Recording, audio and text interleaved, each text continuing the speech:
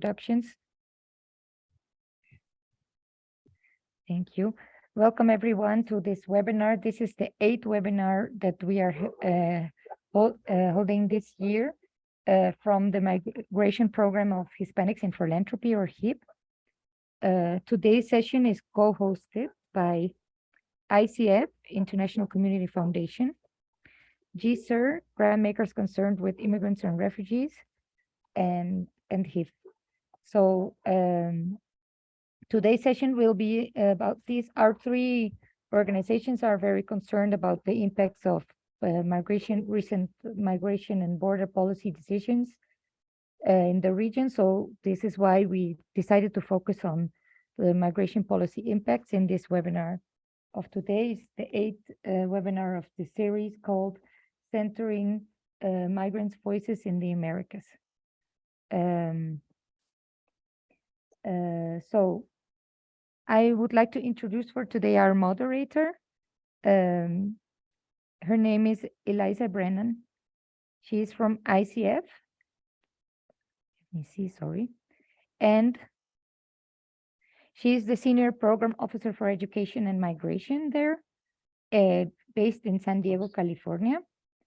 She leads ICF's nearly 3 million education portfolio, and also ICF's grants and programmatic work related to immigrants, refugees, and deportees, particularly in the San Diego-Tijuana border area, where ICF has been working for over 30 years with local civil society organizations. In 2020, she stewarded funding for the ICF Central America Grants Fund and oversaw nearly 5 million in grant making in the region since 2015, with another 5 million slated to be granted in this year and next year. She has worked for over 4 years in Nicaragua, and she holds a Master of Public Affairs from the University of Texas at Austin, and a Bachelor in Foreign Service from Georgetown University. So we are very happy, Eliza, that you are our moderator today. And so I will just give you the floor so you can introduce our topic of today's conversation and the rest of the panel. Thank Please you, go Jose. ahead. Thank you for that intro. And thank you to everyone for your attendance today.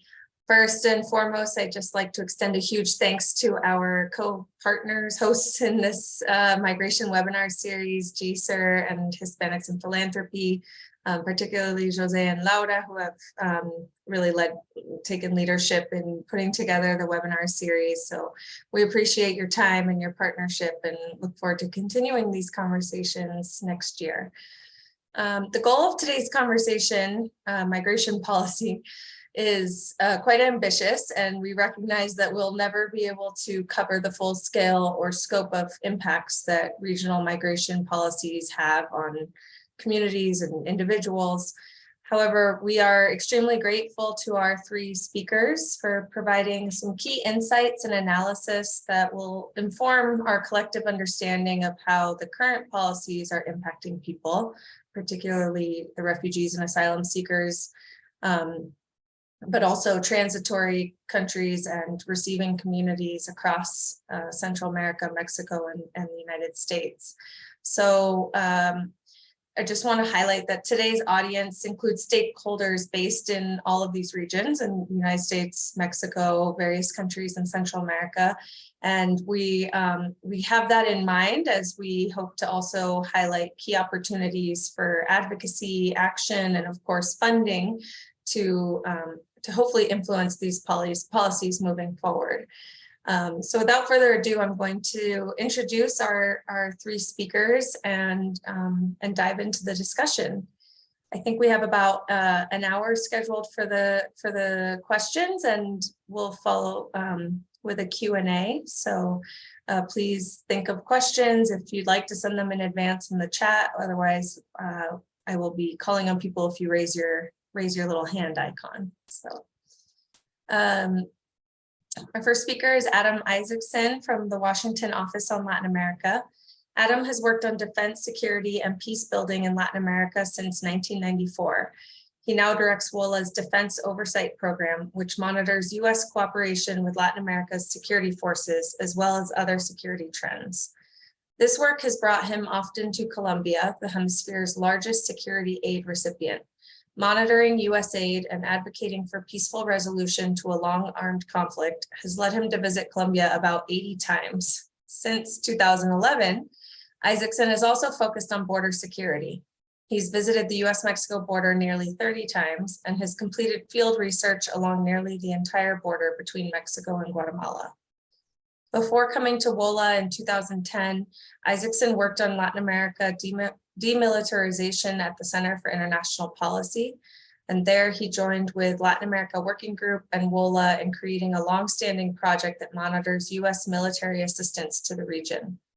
With contributions from WOLA, that project continues at CIP, covering the whole world as the Security Assistance Monitor. A prolific writer and coder, Isaacson has produced over 250 publications, articles, book chapters, and policy memos over the course of his career. He has created several websites from blogs to standalone web apps. He hosts WOLA's podcast, Latin America Today, and he speaks to about 20 audiences per year, from universities to grassroots gatherings to government agencies. He has testified 8 times before the US Congress. At the start of his career in the mid-90s, Isaacson worked on the Central America Demilitarization Program at the ADIAS Foundation for Peace and Human Progress in Costa Rica. Isaacson holds an MA in International Relations from Yale University and a BA from Hampshire College. Thank you for joining us today, Adam. Our second speaker is Ivy Suriopas. As grantmakers concerned with immigrants and refugees, Vice President of Programs, Ivy leads GSER's Program and Policy Strategy and Development, Funder Education and Engagement, and Funder Mobilizing and Organizing. Previously, she was a program officer at Open Society Foundations, where she focused on immigrant and refugee justice, managing a multi-million-dollar portfolio and developing a strategy challenging the systems rooted in the racialized treatment of immigrants throughout US history. Prior to joining OSF, she was an attorney and director of the Anti-Trafficking Initiative at the Asian American Legal Defense and Education Fund. Working at the intersection of migrants, workers, and women's rights, providing legal representation and advocating for policy changes informed by the lived experiences of her clients. Thank you, Ivy, for joining us today. And our last but not least speaker is Giselle Bonici of the International Detention Coalition Americas chapter. In her professional career, Giselle was inspired to enter the humanitarian field as a young corporate lawyer in New York, representing asylum seekers pro bono. And after a volunteer stint at UNHCR in Mexico, she decided to redirect her career to advocate for migrant and refugee rights.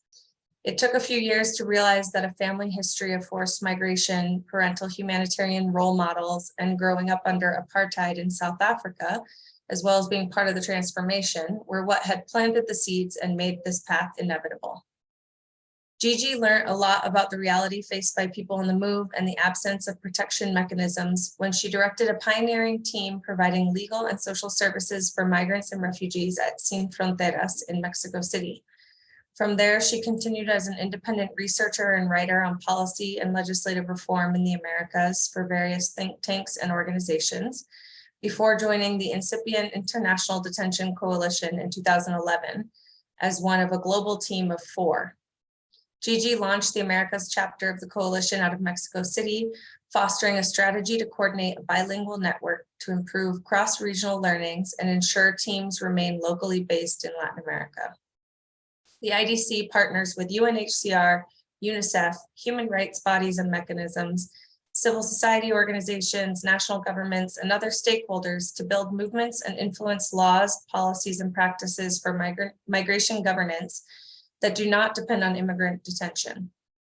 Having seen the devastating impact of depriving people on the move of their liberty, Gigi has worked to mobilize collective action to advocate for community-based alternatives to immigration detention across the Americas region. In Mexico, she initiated and led a multi-pronged program to promote and develop alternatives to immigration detention for children, including the first alternative to detention pilot program and leading an advocacy and campaign movement to end the detention of children. Giselle believes that advocacy success is focused on strategic alliances and collaboration, actively searching for points of interconnectedness and being in it for the long haul.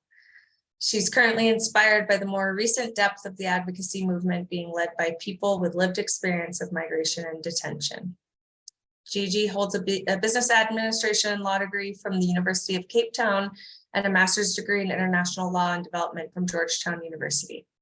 She's mother to an active little boy I can relate to and currently works part-time from Mexico and South Africa. Thank you, Gigi, for being here today as well. So after the sort of lengthy intro there, I think it just provides a lot of context on the depth of expertise and scope of perspectives that we're going to hear from today. So again, I'm really privileged to be helping just sort of move this conversation along, and really look forward to hearing from the three of you.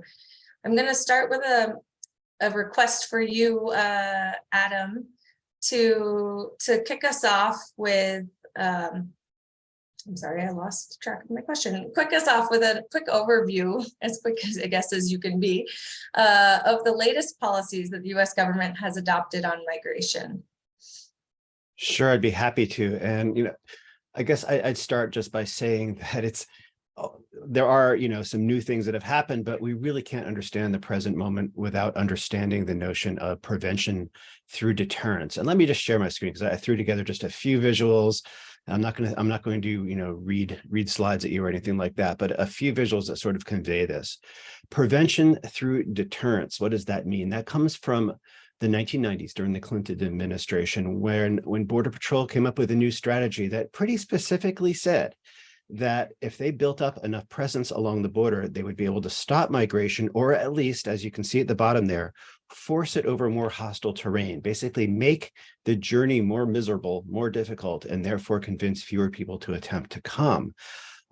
This idea that you could deter migration by making it more difficult and dangerous. And you can just see this here's a tweet from Monday from the US Embassy in Guatemala, trying to dissuade people in Guatemala from coming by showing a picture of a woman in tears being let off a bus and deported by people in uniform. This is still considered a desirable outcome. Just so when you're thinking of the overall frame and mindset, you have to remember prevention through deterrence. And it was a problematic policy in the 1990s and 2000s, but now the migrant population has changed quite a bit. This is the number of new applicants for asylum every year. A much larger portion of the migrant population are people who can't stay home. They're people who need protection. A much more increased number of them, in fact, are parents and children, sometimes children coming alone. So if you're trying to make the journey difficult for people seeking protection, this is the population you're applying it to. So what's being done? I mean, one, the Biden administration, like the Trump administration before it, is continuing to block access to ports of entry, which is the standard legally sanctioned way to come and ask for asylum. Under Title 42 and with metering before that, that was nearly impossible. The Biden administration ended, to its credit, the Trump era remained in Mexico policy, which was forcing asylum seekers to wait for their court dates inside Mexico, was forced briefly by a U.S. court to reinstate it, but the Supreme Court struck that down back in May. The Biden administration has kept strongly in place the Title 42 pandemic order, expelling everyone who they can easily expel into Mexico or otherwise, without even the chance to ask for asylum. Since it was first implemented, Title 42 has been used 2.5 million times to expel people. The Trump administration has built, and the Biden administration has filled some gaps in physical barriers that are taller and taller. That has actually led to a spike in the number of people being killed and injured after trying to climb over the wall, even just to stand on the other side to ask for asylum. San Diego hospitals have seen a sharp increase, for instance, in the number of people in their emergency rooms, or sometimes in their ICUs, because of this. But also the desert is viewed as a deterrent. That was very specifically a purpose of the policy. And the number of people dying of dehydration and exposure is just This is a chart, but it's off the charts. And this is the number that Border Patrol reports. The actual number of dead is no doubt significantly higher. It's kind of amazing to me, that even though I work on this, that this is not one of the big news stories in the United States of the year, that 2 to 3 or more people are dying on US soil every single day. Another way that this prevention to deterrence is maintained currently is by really failing to crack down or really to move significantly on the impunity that Border Patrol agents and CBP officers enjoy if they do abuse the human rights of migrants, both in like spectacular use of force cases like the Anastasio Hernandez case in 2010, but also just sort of the everyday abuses like deporting families at 3 a.m, expelling families at 3 a.m, or denying food and medical care, or taking people's belongings and documents away. That happens all the time, and there's never any recourse. Another part of this that we've seen, under the Trump administration, but increasingly, or at least steadily during the Biden administration, also is leaning hard on Mexico to act as more of a bulwark against migration, to accept all these expelled and remain in Mexico victims, to block migrants, to not issue visas allowing people to transit Mexican territory if they want to ask for protection in the United States, to impose visa requirements on certain nationalities who arrive by air and maybe try to come to the US border after that, into Mexico and then come to the US border to ask for protection. And Mexico has blocked visas just in the past 2 years to Brazilians, Ecuadorians, and Venezuelans, to increasingly use their military and National Guard. This slide from November shows that 28,400 soldiers right now are deployed on missions they weren't playing or fulfilling just a few years ago, to strengthen migration and border controls. You couldn't have had Remain in Mexico or Title 42 without Mexico's cooperation. So Mexico, in a way, has bought into prevention through deterrence as well. And a lot of this is spread through messaging and training and exchanges and visits. There's a lot of assistance here. You see on the left here an example of Mexican border agents or migration agents being trained in crowd control and riot policing. You see on the right CBP dressed in camouflage for some reason with Panama's border force just a few months ago. This is pretty constant, and it is increasing. And while some of it may be useful, maybe that use of force training is teaching them not to use force as much. We don't know, though. We don't know what messages are transferred. And since we know that prevention through deterrence is the reigning paradigm here, the concern is that's what counterpart security forces and border forces are being encouraged to pursue. Very quickly, Title 42 has been struck down as of November 15th by a U.S. federal judge here in D.C. It is supposed to end on December 21st. Stay tuned. We'll see what legal challenges happen, but it's supposed to end. The Biden administration, according to media reports, is considering implementing a so-called transit ban that would send you back if you passed through another country and didn't ask for asylum there, something the Trump administration was on its way to implementing when it lost power. They're considering expedited removal, removing as many people, perhaps into Mexico, if Mexico takes them, of people who don't specifically ask for asylum. And now there's legislation that we haven't seen yet, but is under heavy negotiation between Republicans and Democrats in the Senate that, on its good side, could save the DREAM Act and provide legal status for people who are recipients of DACA, but that they're at the rather huge cost of maintaining Title 42 in place for at least a year. I'll give some credit to the Biden administration. They got rid of the safe third country agreements with Central American countries. They've kept temporary protected status, TPS, in place and expanded it more than any other administration. They're sort of creating, on a very slow and small basis, new pathways for legal ways of entering the United States if you're an asylum seeker, like humanitarian parole for Venezuelans, the United for Ukraine program, exceptions to Title 42. Those, in fact, they're tipping their hand. They're showing that there actually is some capacity to process people without forcing them to cross Mexico or to cross the border in a dangerous way. They were not saying they had that capacity before. So now we know they can do it, and we think they can expand it as well. But take that all together, despite those bright spots, really, those bright spots are still shining through a wall called prevention through deterrence. And I'll leave it there.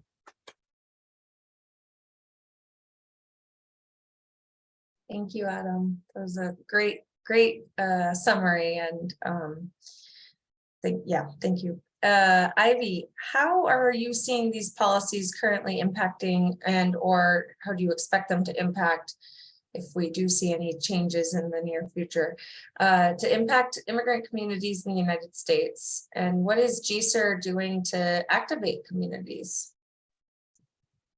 Yeah, Liza, and thank you to HIP and ICF for co-sponsoring with us on this particular topic and program. You know, it's a difficult issue, a challenging issue, even for us at GSER, because, you know, we work on immigration and refugee issues exclusively, and we are still encountering a severe lack of information more broadly about this issue and understanding of how actually immigration law operates. And there was more confusion and a lot of fear mongering under the previous administration that actually, you know, helped, like that constant drumbeat of tapping on people's fears has really led to a lot of disinformation amongst communities more broadly. And a lot of the work to dispel misconceptions, to organize communities, to particularly diasporic communities, has fallen on diasporic community leaders to really try and educate and build power amongst folks about like all the information that's happening at the border, and really shifting the frame from that of crisis to decolonizing the roots of migration. The fact that, you know, for decades, if not more, of foreign policies, interference in the Western Hemisphere by the US and other countries, and extraction of resources from the region have really destabilized the region in many ways, leading to vast inequality, discrimination, and colorism against Black and Indigenous communities. And climate change has also had a disproportionate impact on the global South, especially on island nations in the Caribbean and agricultural communities, driving communities to cities and urban areas. And when that is no longer sustainable, being forced to move beyond or across borders. So you have communities having, certain communities having a disparate impact from the different policies. The previous administration and the current one have created this hodgepodge of policies according to national origin. So you have Black asylum seekers, particularly Haitians, who lack a pathway. And then you have Venezuelans more recently who are being subjected to a carrot and stick approach, where they have a pathway potentially through humanitarian parole and uniting for, like the expansion of uniting for Ukraine to Venezuelans, but then the stick approach of expanding Title 42 until the judge in DC ruled that the program needed to end.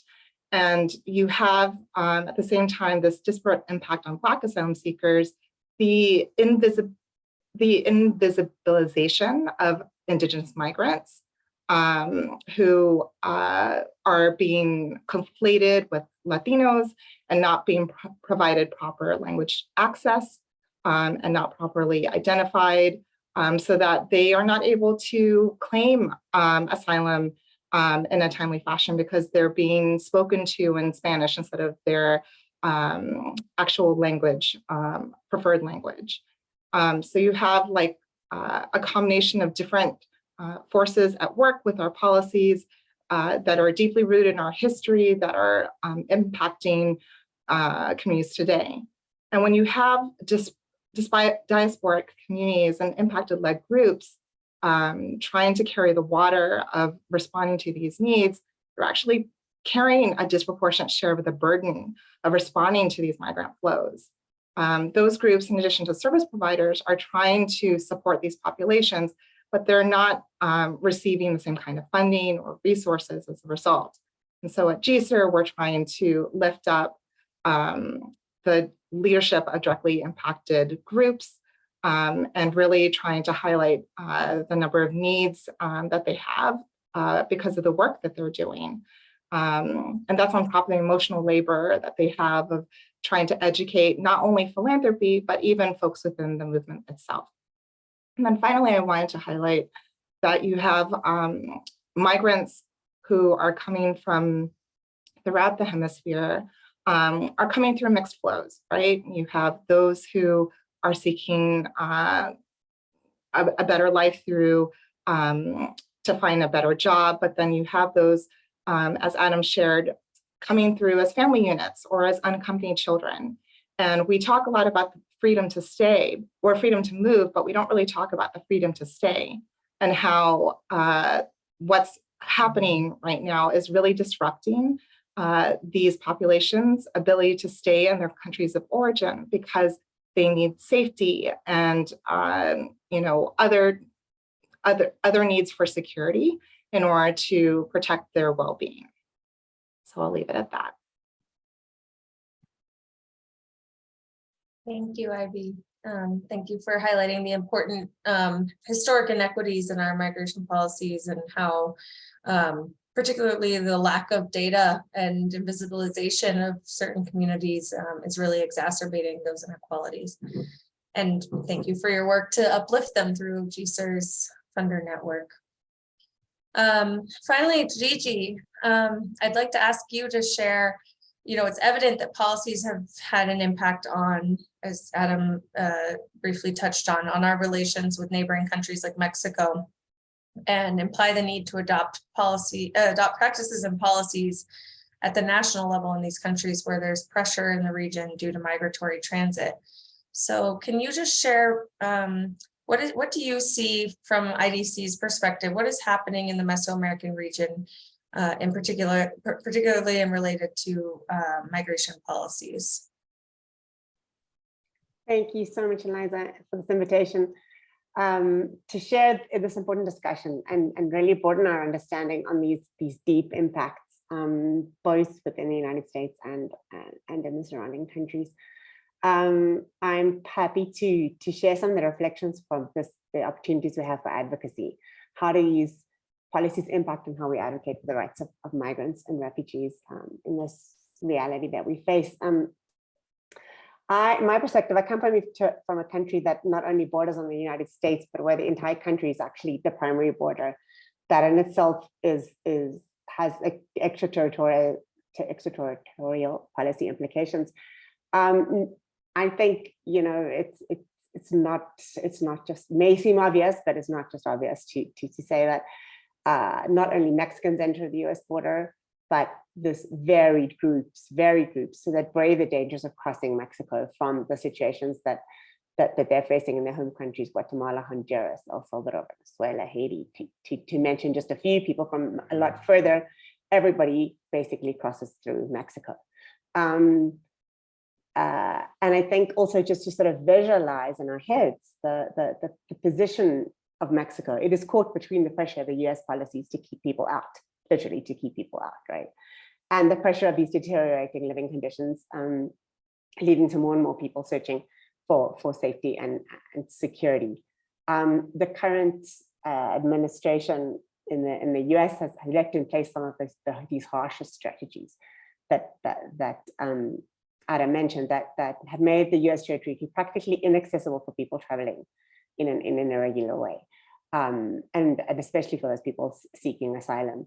So on the one hand, using the existing legal barriers that Adam mentioned, and to expel them, at the same time, investing heavily in this increasing number of people under ICE control through the expansion of electronic monitoring, through expansion of surveillance and digital devices that track the location of the personal data through GPS and other technologies. This is something that we've been working on specifically, and it is having an impact not only in the US, but in the way the US also externalizes a lot of these messages of prevention and deterrence.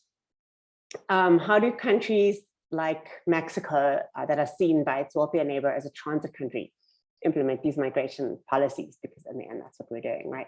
It seems that the US, the only immediate and realistic and an effective way to stop Central American families transiting through Mexico seems to be to externalize the immigration processing and enforcement letting Mexico do the controlling, whether it's southern border, and if that doesn't work, then at its northern border. This term of transit migration, the way it's now used by rich and powerful states all over the world, really, is to draw their lesser wealthy, their lesser neighbors into their policies of control and containment, to prevent people reaching their own territories in an irregular way. Countries like Mexico and others in the regional corridor can benefit from, of course, from leveraging resources specifically for immigration detention and border security, which we've seen all over Central America, the Caribbean, as well over the years. In other places, bargaining immunity for the human rights abuses, the US may keep silent on some of the issues that they perhaps otherwise would be more vocal on. In these and other ways, the US can influence the development, has influenced the development of one of the world's largest immigration detention systems in Mexico. I think that is something that really cannot be overstated. The extent, the numbers. Mexico has about 60 detention centers, some temporary, long-term, and within a system that does not have the same rule of law, judicial controls as the United States does, specifically with regard to detention. Whereas the Mexican government previously may have held its ground to some extent before US external policy pressure since 2018 has really bowed down to this, to contain the increasing number of people on the move through the region. In 2019, the US and Mexico signed a bilateral agreement where Mexico agreed to reduce migration flows in exchange for the US not imposing tariffs on Mexican products. And since then, in the past 4 years, Mexico has militarized its southern border, apprehended and deported more people than before, eroded the minimal safeguards of immigration enforcement, and turned a blind eye really to some of the most extreme humanitarian situations being faced by migrants in Mexico, both the southern and all over the country. It's more obvious on the US border, but it's kind of all over the country. And there's been little work that's been done with racism, xenophobia, and even strengthening protection systems or long-term solutions for integration in Mexico. The bottom line is that these policies cause harm to people, not only inside the United States, but also in the neighboring countries, harm to their daily lives. There's violence on the border with the militarization on the southern border, raids on people going around their lives. It really is an extension of what is happening in the US and some of the other countries. The invasion, of privacy that we spoke about, the people en route pay this high price for migrating. I think extortion and corruption are higher than ever. Not only smugglers, organized crime, colluded government officials, but it is part of the cost. And many would argue that this harm is not reasonable, proportional, or necessary to achieve the government's legitimate aims. And we have seen that it definitely does not deter, because not even this risk of serious harm deters people moving. It fosters racial, xenophobic discrimination, criminalization, and it propagates an increasingly lucrative business for corporates at the expense of people's lives. And I think the humanitarian crisis that we have seen in Mexico and in Central America has really shown that immigration enforcement cannot deter migration. And so one of the things that we at IDC have been working on and would like to keep working on, and to try and link some of the work that we do kind of in the region is to how can we move away from prevention and deterrence? Can we move away from anti-US policy? Can we achieve compliance in the US by focusing on an engagement on understanding immigration procedures, looking at case resolution, not enforcement solely? I mean, we think that there are examples we can look at in other places in the region that have, large border entries, large flows of people. Colombia is an example that has been doing interesting things. Ecuador also has been a transit country at some point. No detention. There are examples, and how can we kind of get this focus off the US-Mexico border and try and look a little bit elsewhere and have a focus more on the people on the move.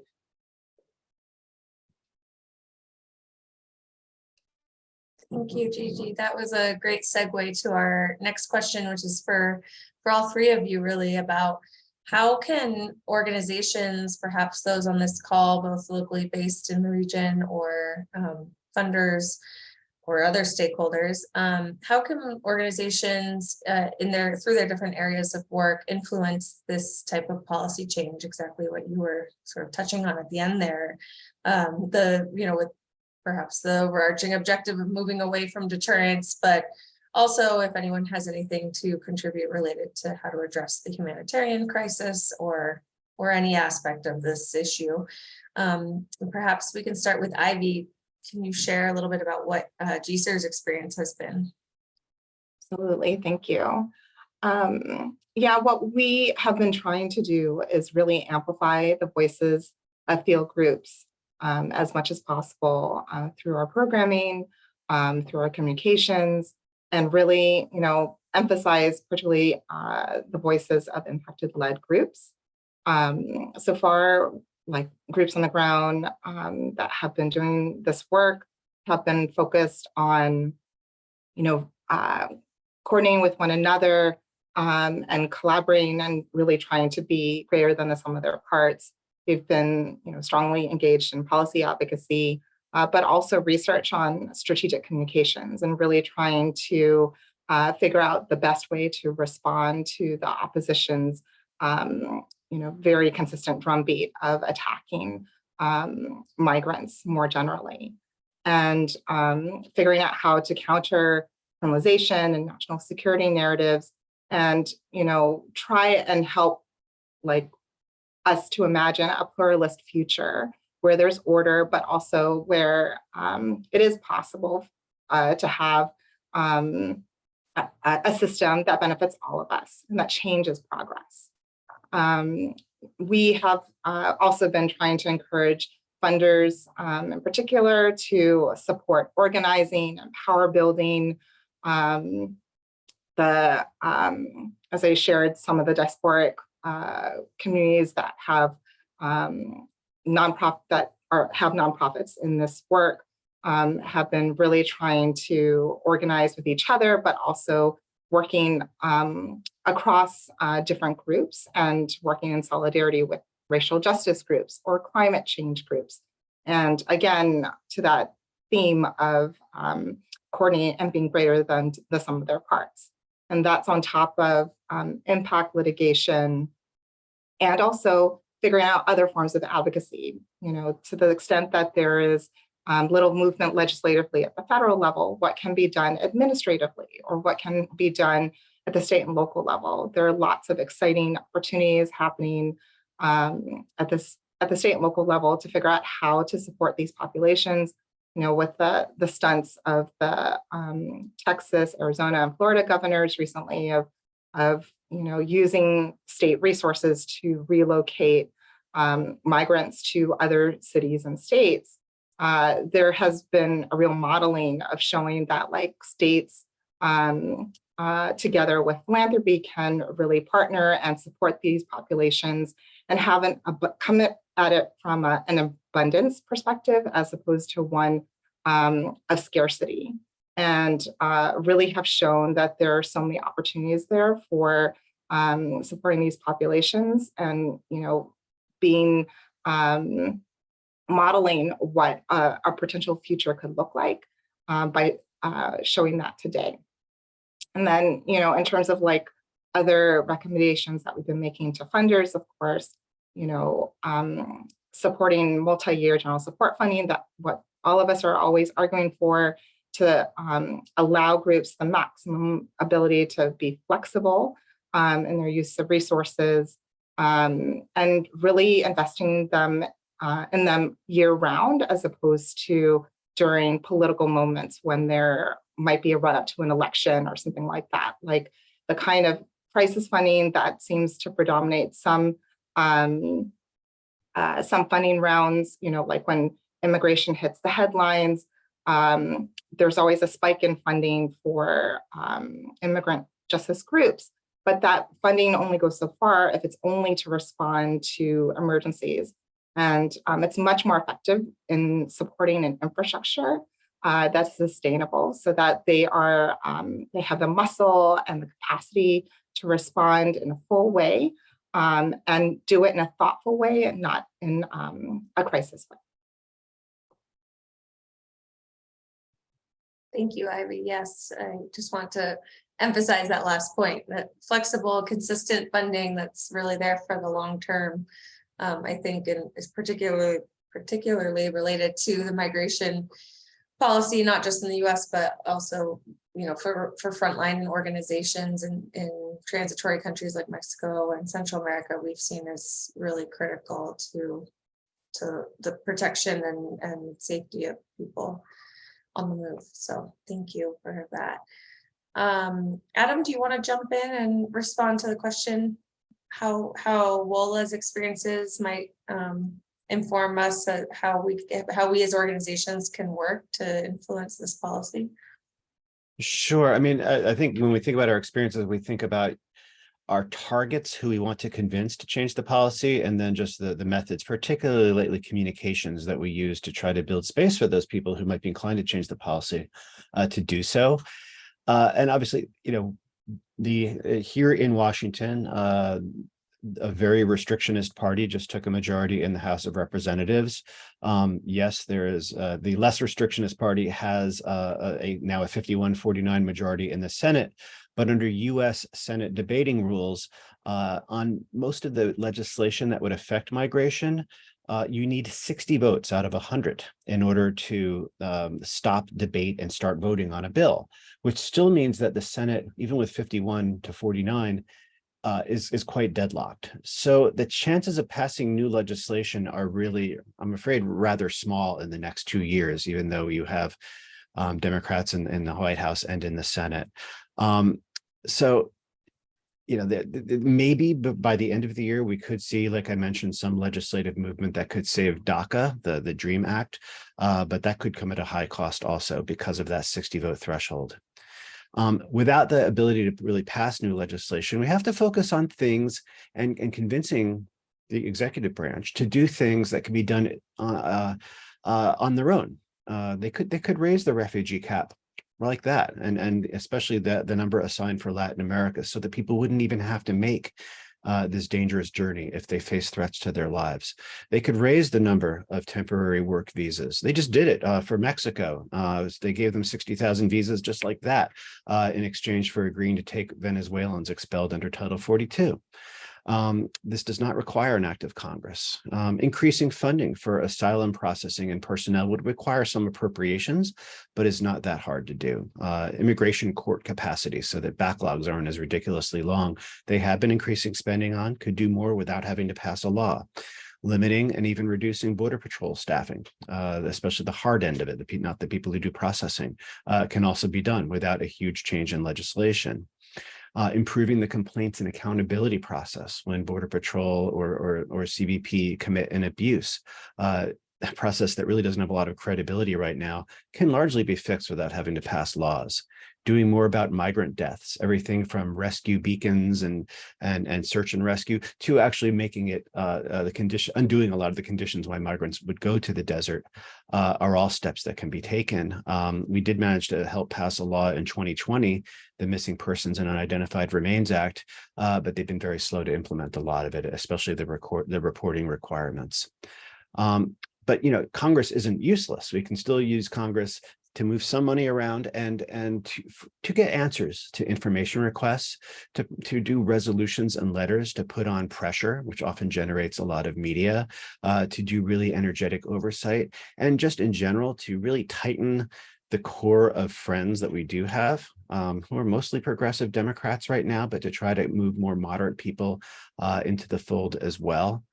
To get to these changes, especially these administrative executive changes, you need leadership. We have to help add some backbone to people in the Biden administration who, unlike the Trump administration, may be willing to do some of these things, but don't feel they have the political backing or the political space to do it.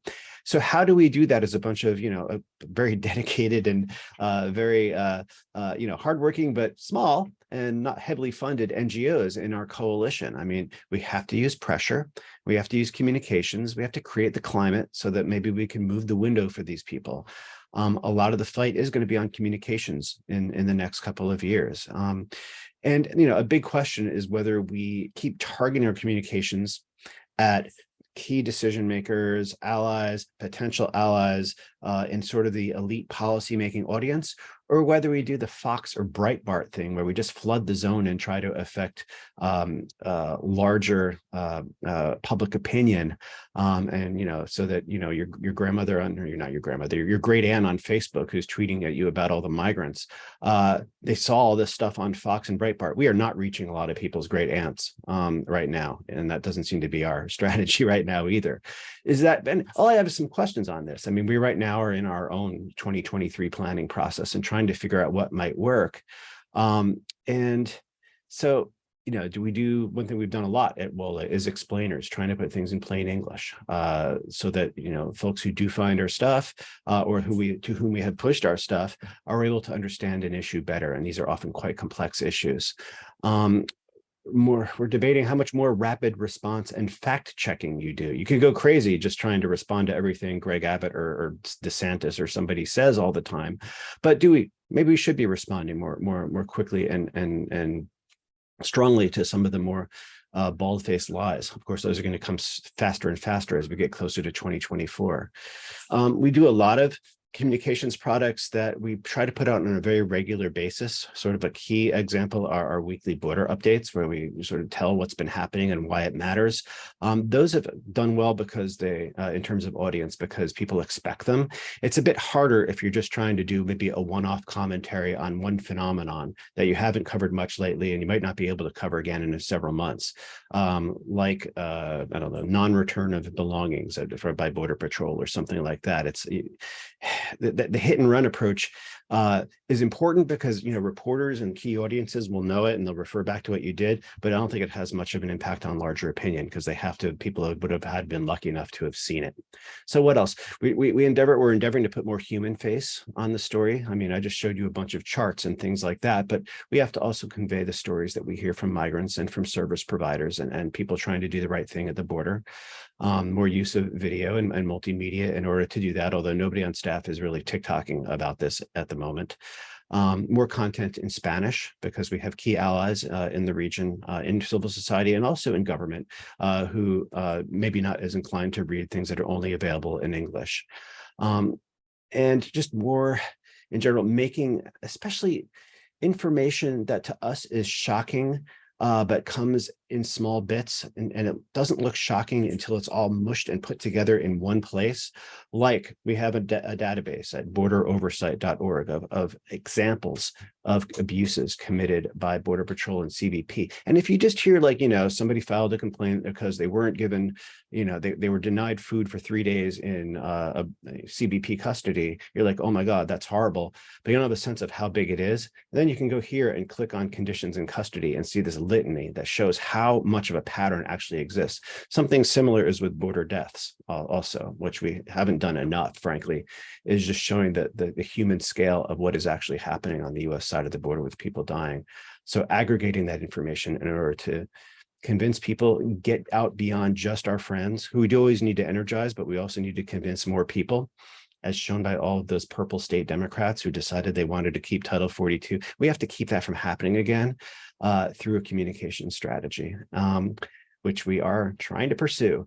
So that would be how I would sum it up there, trying to move the window in a context in which legislative change might not be happening right away.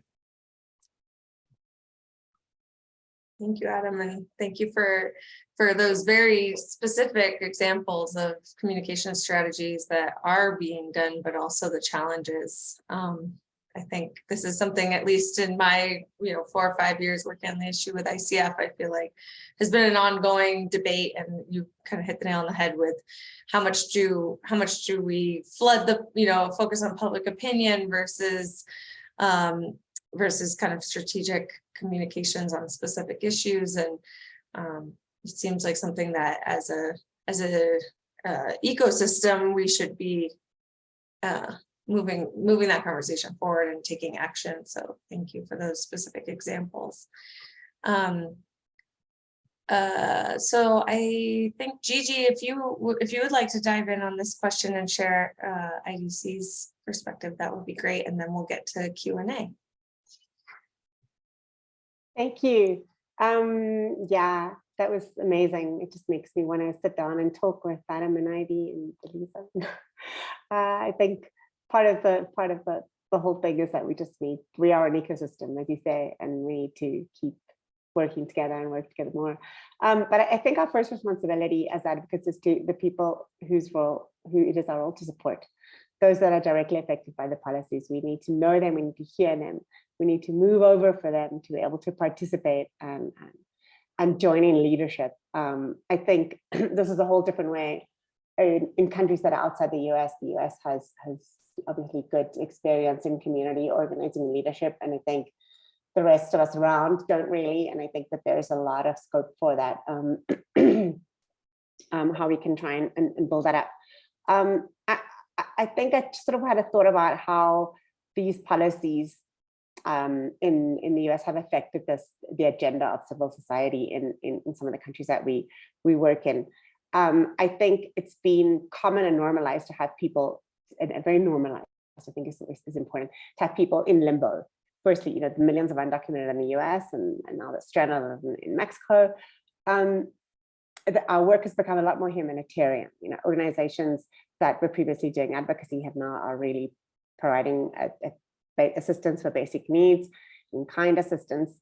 The humanitarian situation has become a lot more visible with the temporary shelters, groups of people. That has been a big change in the last couple of years, I think, in the region. And I think advocates and communities alike on the ground have become conscious of the fact that these programs will come and go. The enforcement is going to be there, compliance is going to be there from the US in some form or other. And I think Adam has sort of confirmed that it's going to take too long to make any real changes. But I think that the political the decision makers are still going to keep using whatever opportunistic circumstances to continue to build these mechanisms. And I think that we've sort of, as advocates, have kind of accepted that. Secondly, we're also less focused on traditional advocacy and government engagement and more on building protection mechanisms. Perhaps more litigation also in some of the areas outside the US. This focus on protection is because there's been little engagement space with policy, not only in the US, but in our countries as well. And it seemed that we're actually more able to work on different institutions and systems that really are in place on the ground. And at IDC, for example, where we've been promoting alternative detention and implementing reforms on non-detention for children, focused on the southern border states to try and improve the coordination between authorities, supporting them to address the different gaps for protection in children. And we've had a really good positive response from local authorities and local shelters. Obviously, it will still take decades for the system to really work. But it's sort of a different strategy where for advocates, it seemed that politics was kind of like there hasn't been space for us. I mean, I think if the US organizations think in the last 6 years, there hasn't been much space. I think the organizations in Mexico and Central America feel sort of the same way. And then how can we do better? I think a lot has already been said. I'd like to focus, I think, on movement building. How do we consolidate the different parts of all of this movement? Technical aspects. How do we focus on the positive? We want to do storytelling. We want to be able to show that there are so many different parts to this movement and really try and work together. Perhaps focus on a goal and let that be the way of bringing us closer together. And I think something really important also in all movements, I think, is to respect opinions and different roles and understand that there are different roles in any movement and they're all needed. I think another thing that is really important to us at IDC is to foster dialogue and be very solutions focused. That might mean you have to sit down with people, or you might have to talk to that you don't really want to, or you might have to talk to Fox News. I think building the solution together is really important. And I would definitely vote for doing something different that we haven't really done before, as Adam suggested, that might be in one of the options. The other thing I think is to sell the vision of what things could be like. And I think Ivy alluded to this as well. Inspire people to do good. People want to hear that there are more positive ways of doing the things that seem hard and complex. Yeah, I think I'll leave it at that for now because you've already said a lot. Thank you. Yeah, I mean, I think your point about movement building is certainly one of the opportunities, but also a challenge. There's so many just practical logistical challenges to building movement, building power and communities. So something for us all to continue to think about. I think we'd like to open it up. We're at the top of the hour. I imagine we'll have some people dropping off, but we did plan to be here for another half hour. So I hope others will stay on. I saw that there was one question in the chat, perhaps more geared to you. Oh, there's actually a couple of questions now. The first question from Kathleen from Justice in Motion. I think maybe Gigi or perhaps any of you, but are there examples of countries that receive the volume of mixed migration like the US, but handle it in a more humanitarian way, processing people, letting them be free while waiting to be processed? That sounds like a question we could kick off with.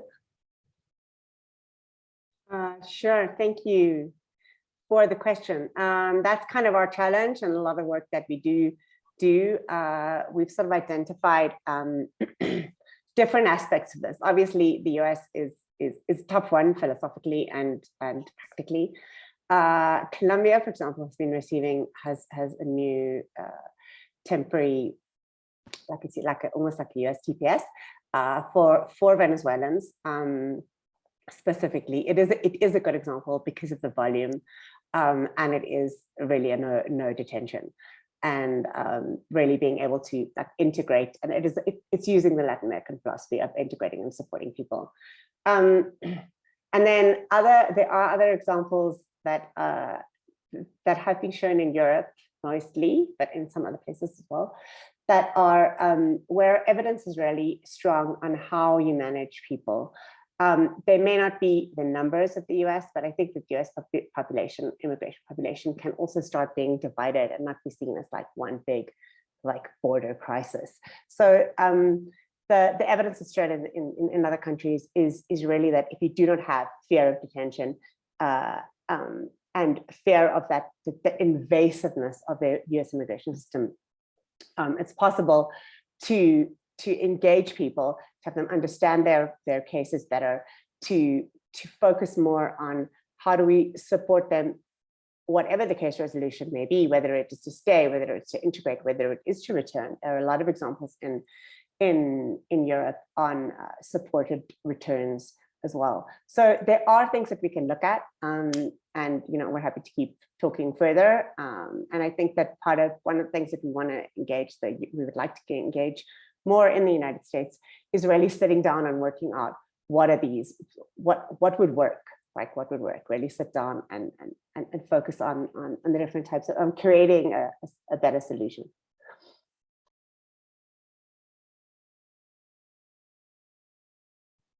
Thank you. Laura Sanabria asks, I guess this is more of a comment. First, thank you for your reflections. From Mexico, we see a problem at the northern border, disappearance of people who need to or want to cross into the US. It's important for civil society to also work on raising awareness about this issue. Do any of you have any comments on? I think trafficking also is something that hasn't come up, but is certainly a consequence of our policies, and curious if you have any perspectives on just disappearances and trafficking. I can say a few things and invite others to definitely jump in on this, but the latest quarterly report from the Strauss Center had, I don't have the number in my head, but about north of 40,000 people right now waiting on wait lists in Mexican border cities for their chance to ask asylum the legal way in the United States. And that's just people on lists. There are many people who are not inscribed on lists. And that's the question mentions the conditions of overcrowding and desperation in the shelter networks in Mexican border cities, which are hugely underfunded, even though funding has improved somewhat in the past couple of years, but still hugely underfunded and not able to accommodate people who are forced to wait now. Shelters that were designed as a place for people to stay for a few days are now accommodating people who are forced to wait for many months, quite often. And what does that mean? The question seemed to be talking also about community relations and community reception of migrants. I think we've been lucky in that we haven't seen a lot of outbreaks of xenophobia in Mexican border communities. A couple ugly incidents in Tijuana, maybe in 2018-19, but for the most part, no.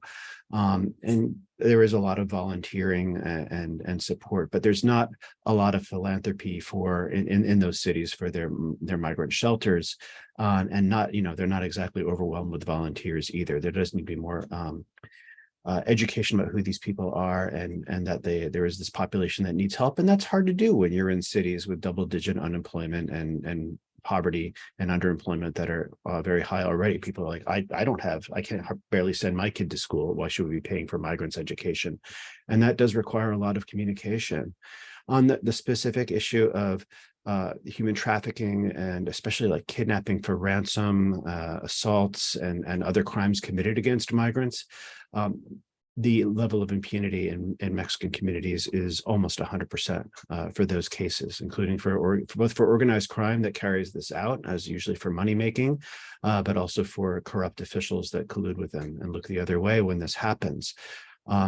There does need to be, and we've been pushing at WOLA for a lot more funding and political support for prosecutors and investigators specifically dedicated to crimes against migrants. A few Mexican states have built up some infrastructure for that, but it's nowhere near enough. And there's especially nowhere near enough for prosecuting and investigating crimes against migrants of color, women migrants, LGBTQI migrants, way behind. And so, but we're talking about impunity rates well north of 95%, and even regardless of the identity of the migrant.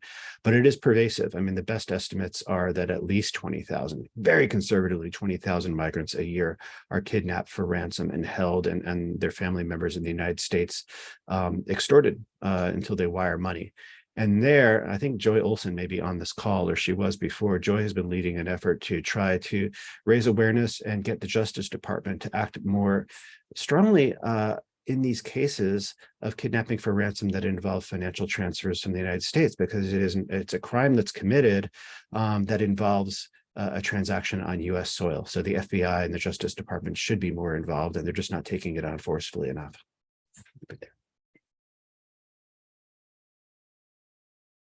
Thank you, Adam. Yeah, thank you.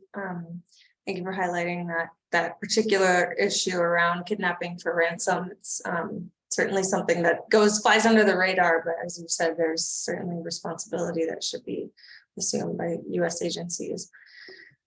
I think we don't have any other questions at the moment. Would anyone like to just unmute yourselves and chime in, or raise your hand on the screen?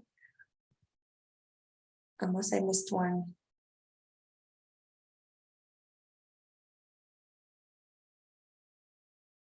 I see that Ivy, thank you. You shared GSER's policy agenda. I'd like to invite all of the speakers to share any relevant links, or I think you mentioned, Adam, the border, WOLA's weekly updates from the border. I think is a great resource for those who are interested in getting kind of more frequent updates.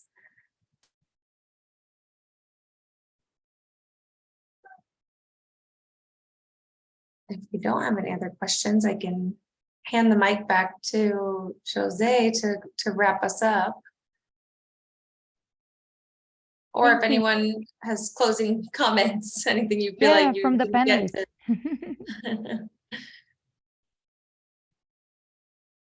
panelists. I've been talking too much, but I mean, I have been, like my bio said, I've been working on various aspects of U.S. Latin America policy since the 90s. And I would say the community that I've gotten to know mostly in the last 5 to 7 years or so, who work at the border on behalf of migrants, or who are doing asylum representation, pro bono work, or even doing analysis and trying to move the debate here in Washington, is one of the most capable, most dedicated, sort of most selfless and able to work together really well without what we call protagonismos. I've been very impressed by the people I've come to know in this more recent phase of my career. I mean, it's really superlative. Thank you. I certainly Oh. share that sentiment. I'll also jump in for any funders on the call. In addition to the leverage and the power that you have through your investments, you also have a voice as an institution. So, to the extent that you can amplify the voices or echo the voices of field groups, your grantees and other leaders, your sign-on letters, social media posts, comments on proposed regulations at the federal level in the US, amicus briefs, op-eds, anything, that's like a voice in which there can be a lot of support for, to create an echo chamber for the voices on the ground. And there are lots of opportunity there as a C3 institution to be able to be an advocate as, in support of these issues. Can I chime in for 1 second as well? Thank you for that point, Ivy, because I was going to make that point too. And I think that in the last, I'm going to say 6 years, we've all been so siloed. US, Mexico, Central America, funders, advocates, academics. I think the politics has made us like that, and we haven't really had a choice but to really focus on everyone on our immediate situation. I go back to a time before 6 years ago where I think we were working a lot more together. We were very lucky to have a lot of funders who supported us as advocates in this fight, both nationally and regionally, and I think that it really does make a big difference. And I think there were a lot more opportunities, I felt, to really create an agenda between the sort of in the regional corridor, let's just put it that way. Whatever that means, we can expand it to greater Latin America, because I think that the issues are even more are different now as well. And so I think all of us really try and do that more. One part is funding, and I think there are just a lot more opportunities we can keep doing that. So thank you.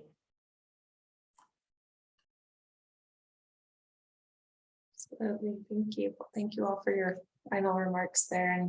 And again, just thank you for your time and your for being willing to share your experiences and expertise. And again, I want to reiterate that we obviously haven't been able to cover every aspect of this issue. And I think the goal of this conversation is really to inspire and highlight opportunities for action and funding. So to your point, Giselle, breaking down silos, securing long-term funding that can be used to create long-term agendas, and whether that's strategic communications or actual policy change, I think are two big takeaways for me as wearing a funder hat. So thank you. I'll hand off to you, Jolie. Thank you. Thank you, Eliza, for the great moderation of the panel.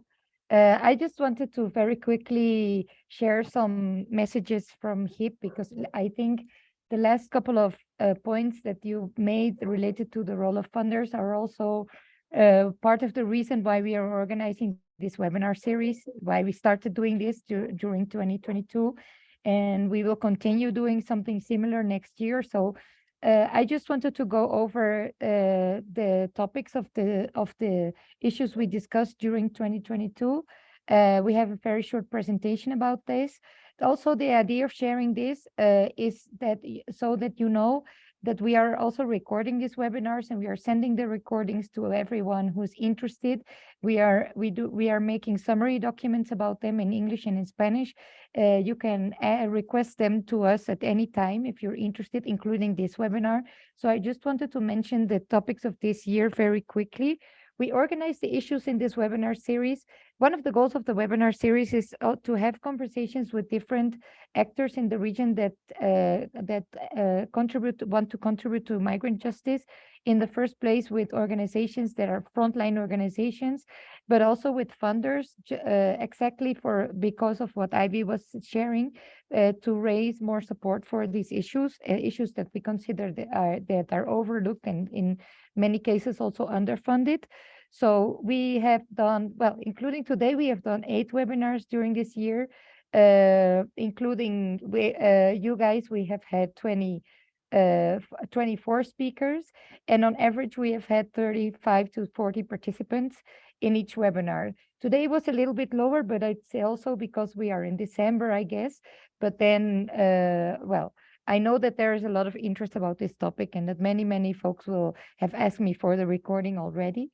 So just to go over the topics, in March, we started with a webinar about the Haitian and Venezuelan migration that we and we invited. You can see this presentation. We will also send it to you. We have the speakers on one side and the issues that were discussed in these slides. I will just mention some very quickly.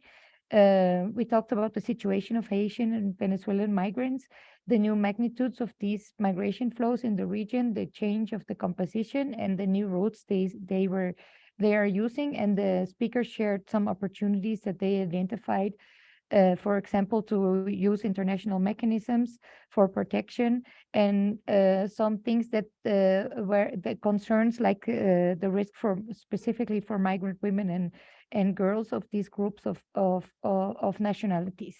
So this was the first webinar in March.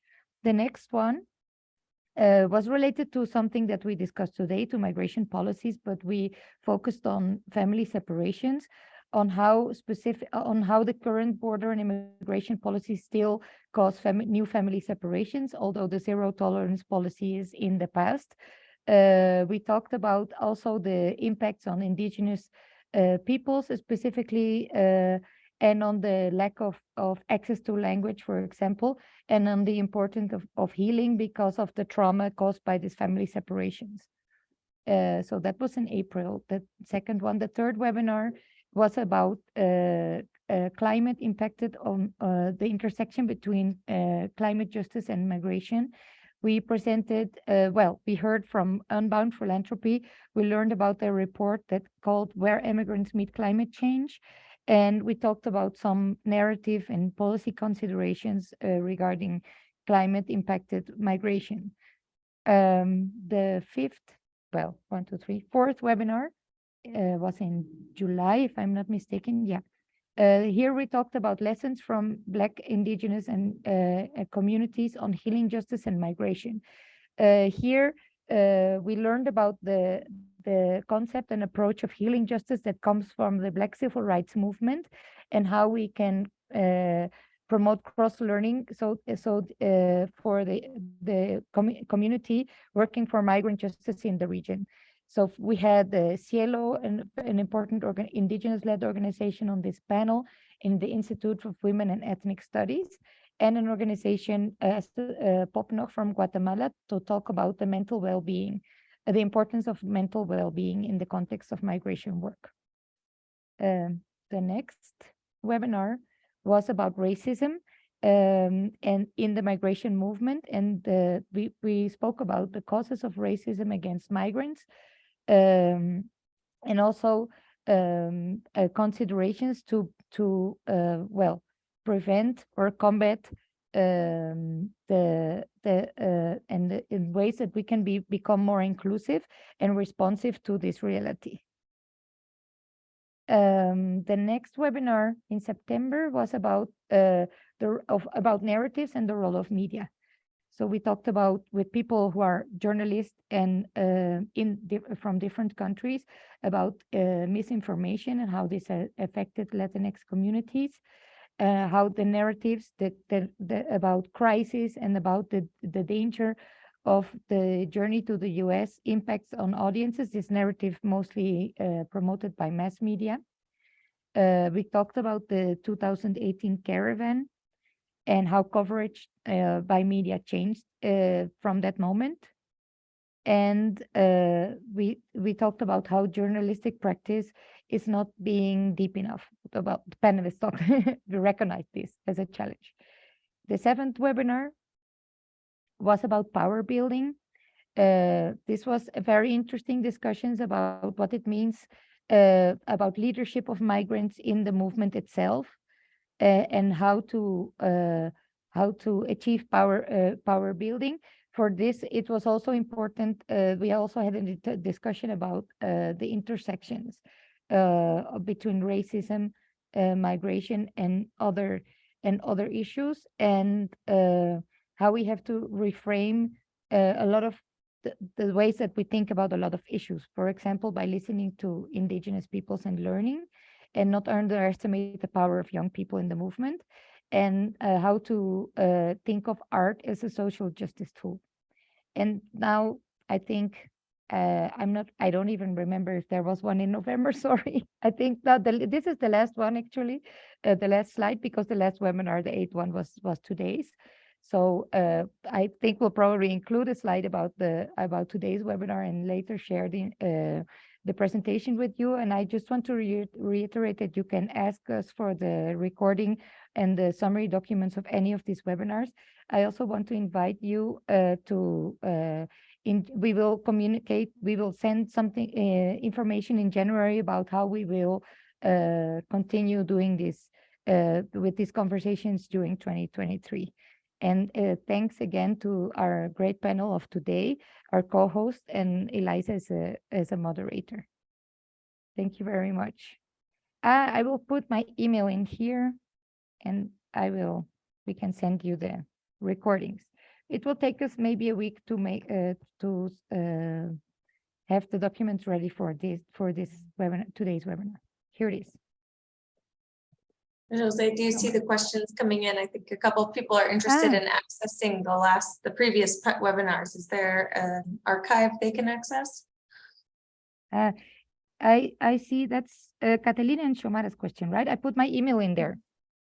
Okay, so people can contact you. They can contact me and I can send them the information. Perfect. Thank you so much. Thank you again, Adam, Ivy, Giselle. It's a pleasure to speak with you all today. Thank you. Thanks, everyone. Great Thank you discussion. very much. Thank Thanks, you for putting this everyone. together. Thanks for organizing these great Adelante. spaces. Ciao. Bye, thanks. Thank you. Bye-bye.